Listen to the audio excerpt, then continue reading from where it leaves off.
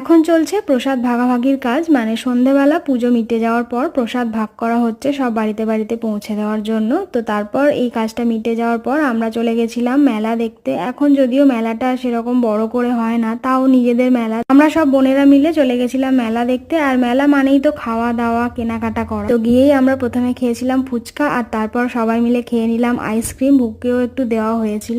আগে ছোটবেলায় এই মেলায় অনেক বেশি আনন্দ হতো, এখন আর তার কিছুই নেই। পয়লা বৈশাখ আসার অনেক আগে থেকে আমাদের মধ্যে একটা এক্সাইটমেন্ট কাজ করতো যে কবে পয়লা বৈশাখটা আসবে। আমরা একটাই জামা হতো আমাদের এই পয়লা বৈশাখে, একটা সুতির জামা, সেটা পরেই আমরা 2 দিন কাটিয়ে দিতাম। আসলে সময়ের সাথে সাথে সবকিছু একটু একটু করে পাল্টে যাচ্ছে। তো যাই হোক, তোমাদেরকে দেখিয়ে দিলাম যে গেটটা কি সুন্দর করে সাজিয়েছে, আর তারপর আমাদের মন্দিরটা দেখো কত সুন্দর করে সাজানো হয়েছে। আর এটা হলো রাত্রিবেলা। আজকে আছে অপেরা পার্টির যাত্রা, কালকে আছে ফাংশন। তোমরা কারা কারা এই যাত্রা দেখেছো কমেন্ট বক্সে অবশ্যই জানিও। আজকের মতো টাটা।